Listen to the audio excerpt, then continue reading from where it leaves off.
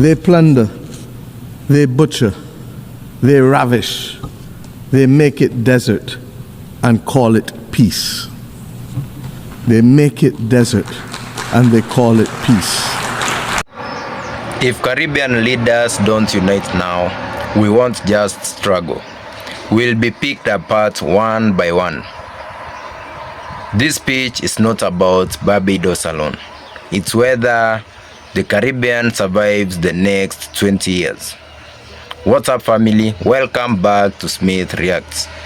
Today we are reacting to a powerful speech by Barbados Prime Minister Mottley. Credit goes to the original creators of this video. Make sure you subscribe as we watch this powerful message, and then I'll be back with more commentary and reaction. Over the course of these 7 years, our community has perhaps seen more challenges than we have ever seen since attaining independence. Indeed, some may argue more challenges than we have ever seen since the famous September 1947 Montego Bay Conference, which called for a regional integration movement such as we have to be able to allow us to more effectively navigate our development journey. We live in a very different world from 1947. But if ever there was a time for regional solidarity, it is absolutely now. And Secretary General, I thank you for outlining some of the concerns that we face. When I addressed the heads of government meeting in Barbados a few months ago, I made the point that this was a time for us to lay bare our hearts and to be able to speak frankly to build the institution that we want. I note that immediately as I finish speaking, there is going to be a song from Ramon Watson, from that great Caribbean icon, Jimmy Cliff. And the song that they've chosen is That I Can See Clearly Now. But I wouldn't mind if they added to that not just the power of vision, because I think across this region we have that, but the power of trial and effort. And there is no better song. I call myself, in fact, a Jimmy Cliff girl.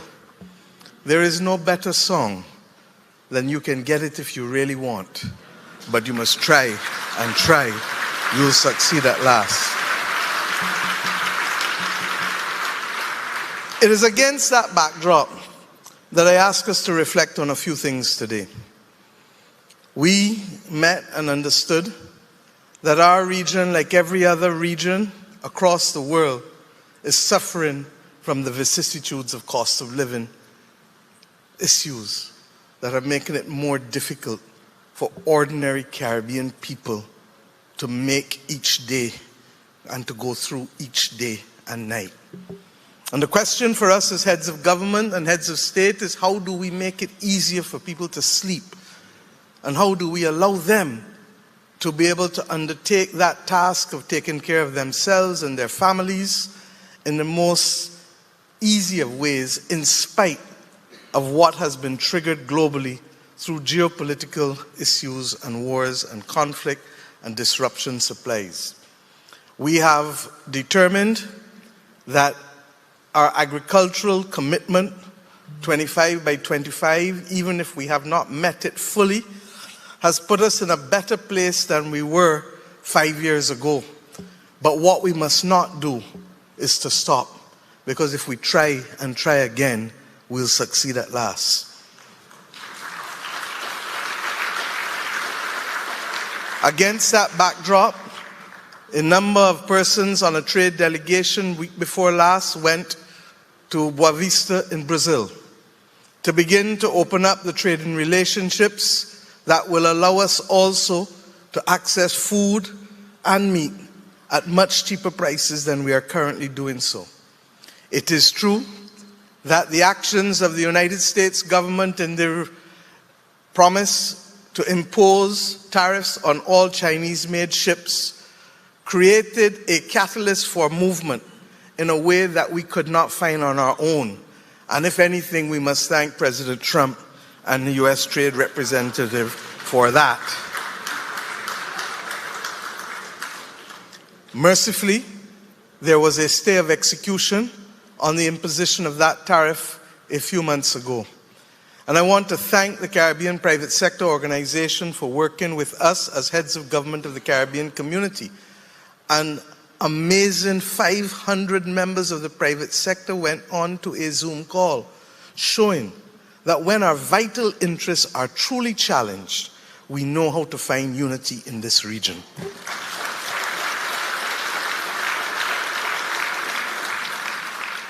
If we cannot open up greater supply routes, if we can increase our domestic production, cognizant, however, that we are constantly at risk of the climate crisis, decimating that which we are trying to do in terms of open field agriculture, then we can begin to recognize that we do have the capacity to feed ourselves more. The bottom line is, however, that there are still too many gaps. And the major issue of logistics, I am happy to report that there are at least 2 CARICOM member states that are now in the process of looking to acquire cargo planes to help us overcome the very difficult prospect of the movement of goods within this region. Equally, I anticipate that at this meeting at Montego Bay, we will have the presentation on the inter-island regional ferry from the private sector. And at this point, it is up to us to determine whether we have the political will to finally ensure that we can democratize travel through ships yet again in this region, knowing full well that with the federal maple and the federal palm, there were examples of it many decades ago, and that we have allowed ourselves to become purely at the mercy of air travel without recognizing that as islands in the Caribbean Sea, we have the ability to reach each other in good time and at cheaper fares than if we only use air to connect our region. Tomorrow, we shall also receive the completed work on the CARICOM external tariff, CET, and the rules of origin. And I want to thank all at COTED and Community Council for teeing it up. We did think that you were taking a little long, but it is finally here. The political judgment that has to be made by heads now is what other items that will not compromise regional production that can have the bond rates continue to be reduced so that we can see more progress on the reduction of cost of living, particularly of food and sanitary items. But this meeting will not only see these matters. We have come before our region to speak specifically of other things that are threatening our existence as a region. We live in a world now where fake news, regrettably, is a key part of all that we have, and where the improper use of AI can sometimes stoke great fear and panic among our citizens. It is about time, therefore, that we as a region come up with a CARICOM validation mechanism in the absence of the providers of those platforms not taking the action to validate truth any further. And if we fail to do so, we put seriously at risk the stability of our democracies. In the last 2 weeks alone, my government in Barbados has had to put out as clear fake news, one that sought to ban President Trump from our country, one that sought to impose on Barbados travel advisories that didn't exist. And it is almost as if this is a daily exercise now for our countries, because those who have nothing to do, as we learned as children, the devil finds work for idle hands. We need our own CARICOM blue tick to validate truth in this community.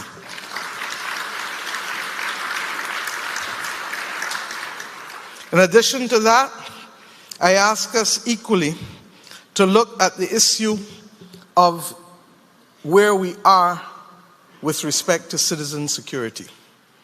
Today, the heads of government of the Caribbean community met with the heads of judiciary, and we did so as an absolute item of respect on the part of both groupings. It was a historic meeting, and it was one that recognized, as your Chief Justice in Jamaica put it, that it is possible for the judiciary to meet, remain independent, but not isolated from the communities in which they operate. This is so critical, not just for the development of Caribbean jurisprudence, but also for the stability of our democracies. There is no country in this region that is not facing some level of citizen insecurity. And regrettably, I've said over and over, we pay a high price for the Second Amendment rights of the United States of America's citizens. But whatever the cause, the reality is this is where we are. If ever there was a time for us to cooperate, as we discussed today, on matters pertaining to this, and Jamaica has put on the table a regional justice and security framework cooperation agreement, which I believe the rest of us are ready to engage in, because it is consistent with the Needham's Point Declaration of 2023 that was settled by the Caribbean Court of Justice Academy and the judges of the region. It is consistent with the George Bridge Declaration of November 2024 that was settled by the CARICOM heads of government, and it is absolutely needed by our citizens if we are to see safety be the primary concern of our people, from Jamaica and the Bahamas in the north, to Belize in the west, to Barbados in the east, to Guyana and Suriname in the south. And of course, underpinning all of that is that wonderful island chain of the Eastern Caribbean states. We have a duty to our citizens. It would be remiss of me not to salute Winston Anderson, the new president of the Caribbean Court of Justice, and may I say the president of my own Court of Appeal, Final Court of Appeal in Barbados. And you will forgive me, having been the one who was the chair of the preparatory committee for the establishment of the Caribbean Court of Justice.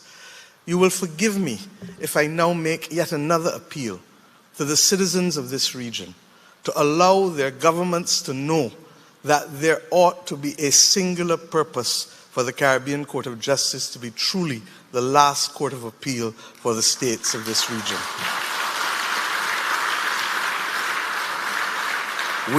We are aware that there are some countries that have the requirement of referenda.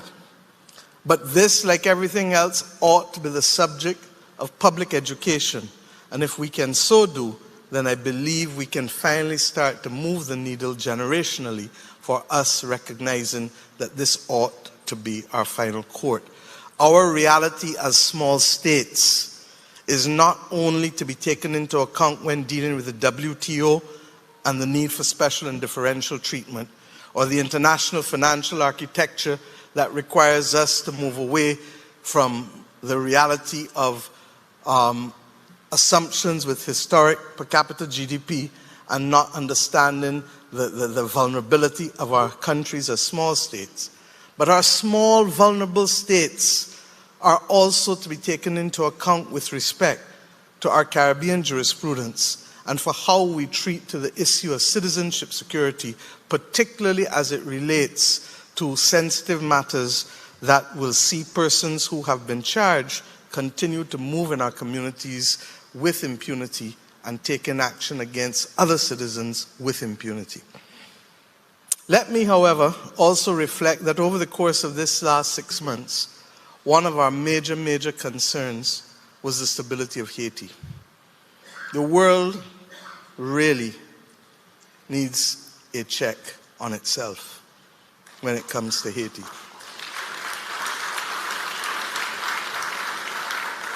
If ever we doubted that there were first-class and second-class citizens in the eyes of the world, don't doubt it anymore.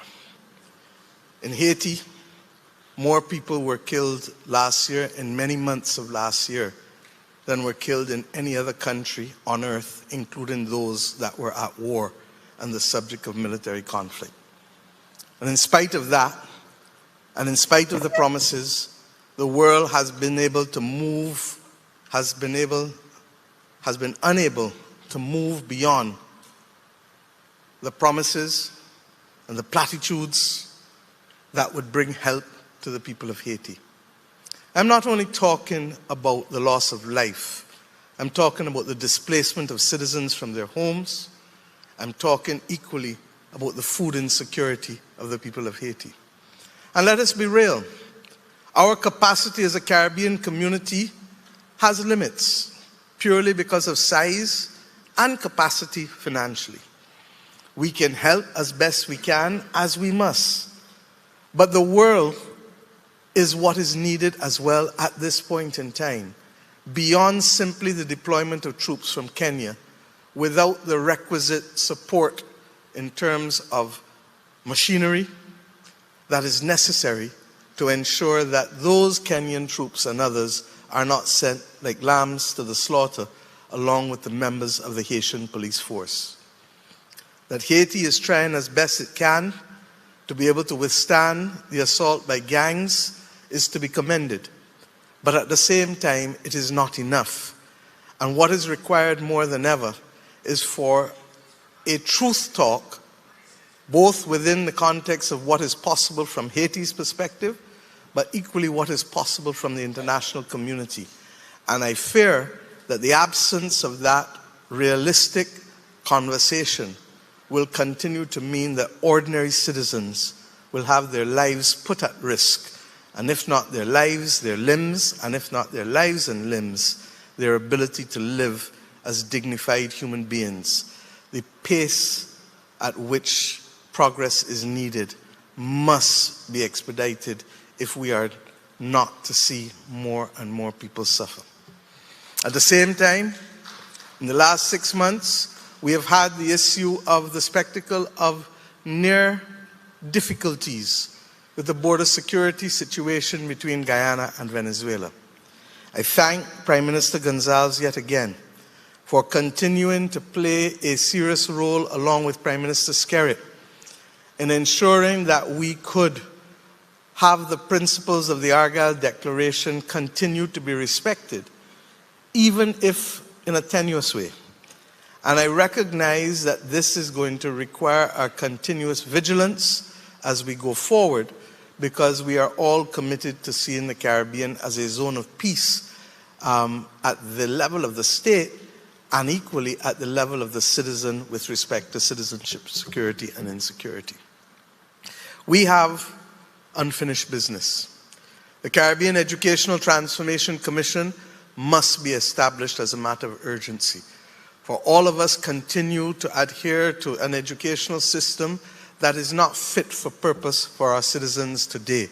And we need to make those changes informed by data, informed by evidence, but the longer we take to put that commission in place, the longer we take to make the changes that are necessary to give our young people the best possible chance. Equally, we are required at this time to recognize that there are actions outside of this region that will demand our solidarity. I speak specifically as early as this week of the actions of the European Parliament with respect to the failure to delist countries like Barbados and Jamaica, who have come off of the Financial Action Task Force list for more than 1 year, but for whom we remain on the European Union's enhanced delegated list, along with countries like Gibraltar and UAE that are the subject of their opposition, but because of a technical mechanism by which they remove countries, Barbados and Jamaica continue to suffer at the hands of the listing process when we have been deemed to be fully compliant with all of the obligations required of us from the Financial Action Task Force. It is wrong, and if it was the shoe on the other foot, if the shoe was on the other foot, we would be told how to find ways of having our Parliament change the manner in which we address this issue, rather than grouping all of the countries in one basket to be the victims of any opposition on any country in spite of the progress made by our countries. I raise these issues because, as I said at the beginning, If ever there was a time for us to celebrate solidarity and to be able to work together, it is now. And I am not daunted whatsoever by our failure to get it in one go. And that is why I said that at the beginning, I am a Jimmy Cliff girl. We can get it if we really want, but we must try and try. The CSME was the subject of a dedicated conference when we left Montego Bay on the last occasion. And it resulted in the St. Anne's Declaration in December of 2018. But there are some difficult issues that we must confront. And we have heard one Prime Minister and one leader of the opposition question the validity of this entity within recent weeks and months. But if we are to be honest with ourselves and with our populations across this region, and we must start the public education process, it is largely because of our inability to find an appropriate mechanism for the funding of the CARICOM Development Fund. And even if every country in the region put money in it, it would still not be enough to finance disadvantaged countries, disadvantaged sectors, and disadvantaged regions, which are the consequence of any single market and single economy. It is against that backdrop that I've asked that we look at taking some of the excess regional liquidity that exists and finding a way with the cooperation of those who can help us put the guarantees in place so that our region can start to finance our own development. There are only 2 countries in the region who provide interest rates in excess of 5% for savings. The majority of CARICOM countries have interest rates that are below 3%, and therefore we are in a position to be able to offer the opportunity for the participation of CARICOM bonds to our citizens at rates of return that are competitive with private commercial banks, but are still lower than the lending being offered to many countries on the international capital markets. At the same time, in the last 6 months, we have done significant work to advance for the first time a regional debt swap initiative. My own country, Barbados, has now done 2 debt swap initiatives, one for nature and one for climate. In both instances, we have increased our capacity in respect of the nature one for marine sustainability trusts, and with respect to the climate one for the construction of a new South Coast sewage treatment plant without increasing our debt by a single cent. And that is simply through the use of the Regional Debt Swap Initiative. The President of the World Bank, the President of the Inter-American Development Bank, the President of the Latin American and Caribbean Development Bank, and the President of the Caribbean Development Bank have all come together to lead this region on the Regional Debt Swap Initiative. And so attractive has been the proposal that countries like the Dominican Republic and other Central American countries have indicated a desire to be part of this Regional Debt Swap Initiative. In our own case in Barbados, we have determined that our next debt swap will not be for climate, but will be for the social sectors. And we look forward to other countries in the region joining us, such that this Caribbean Community region will lead the world in having the first regional debt swap initiative globally. In addition,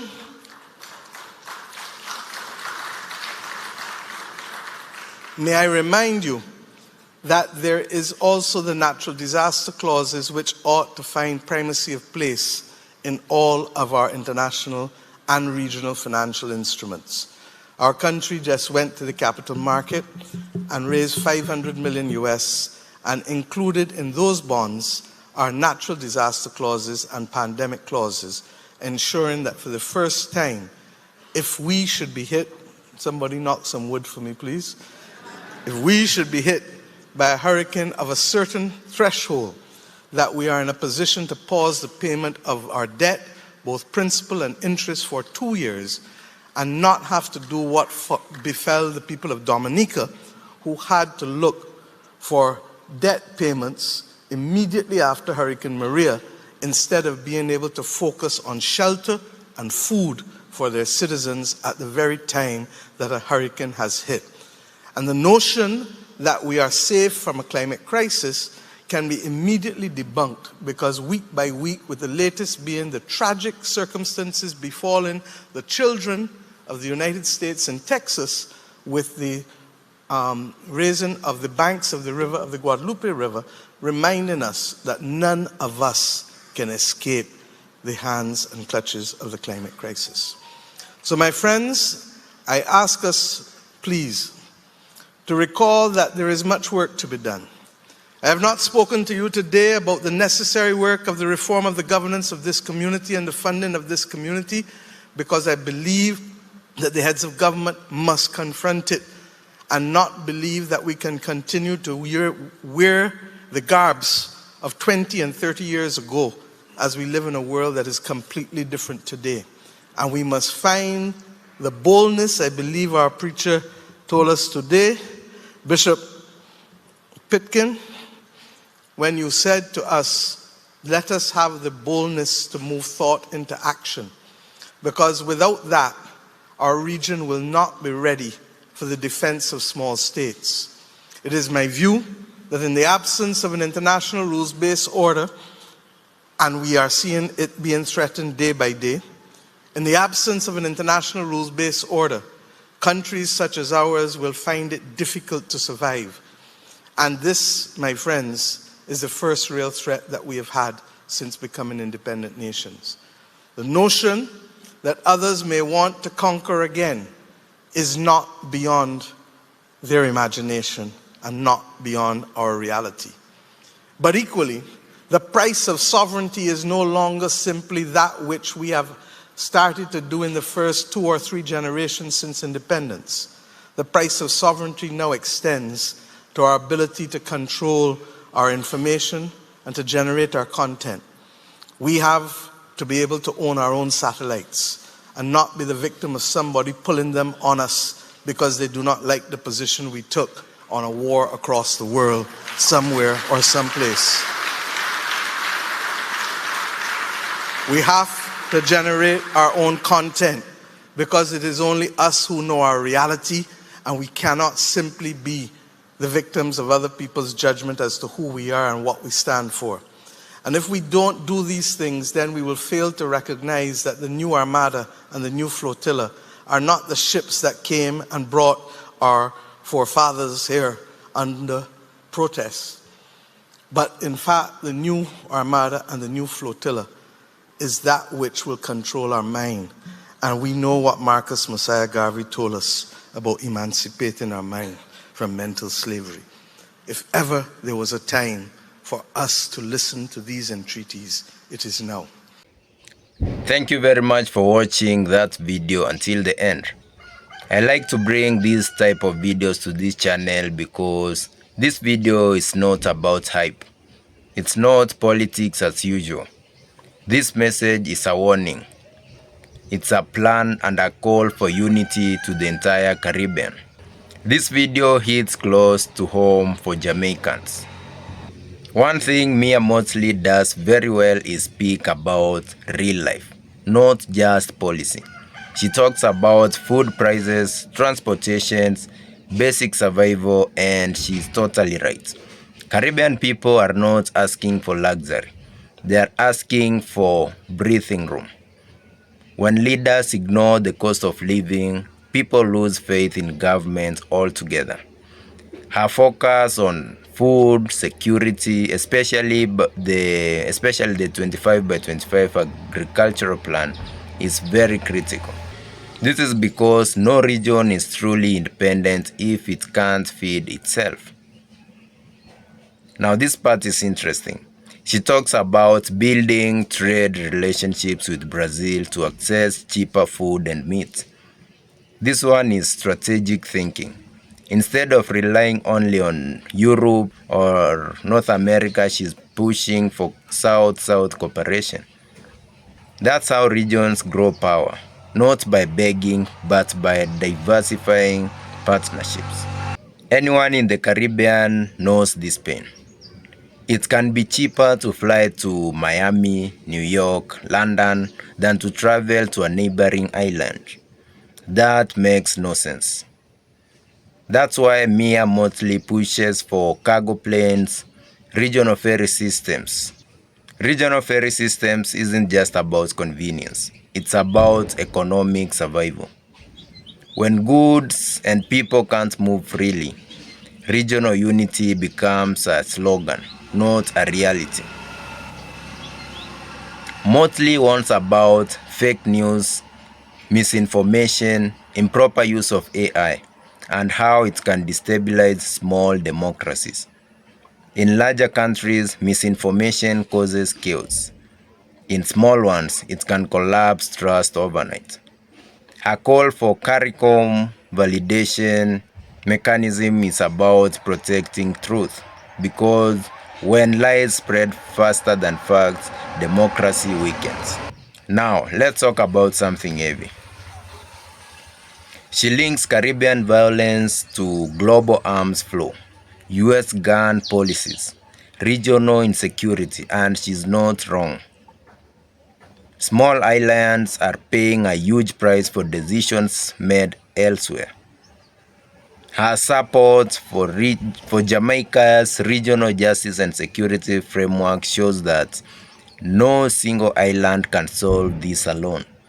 Crime doesn't respect borders, so solutions can't either. Mostly speaks on Haiti. She doesn't sugarcoat it.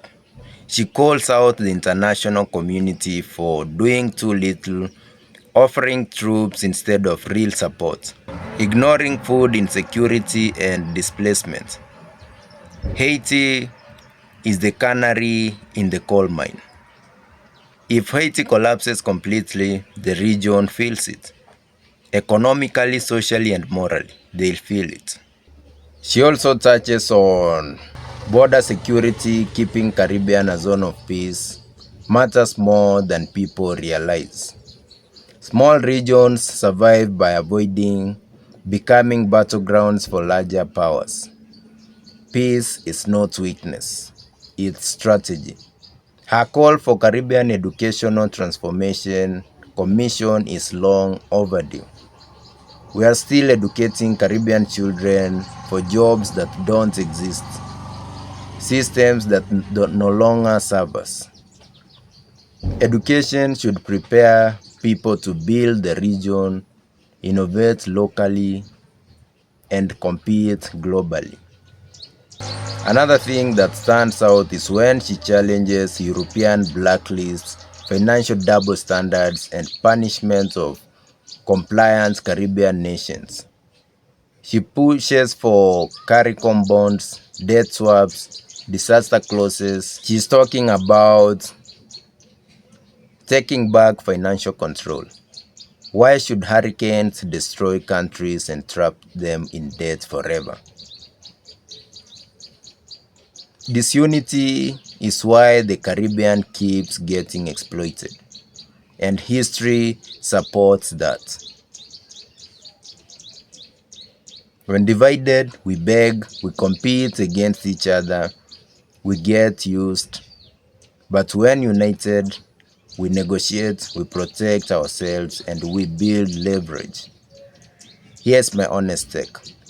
Mia Mottley speaks like someone who understands global power, someone who respects Caribbean dignity. She's not afraid to challenge systems. Whether leaders listen or not will determine if the Caribbean rises together or continues to struggle separately.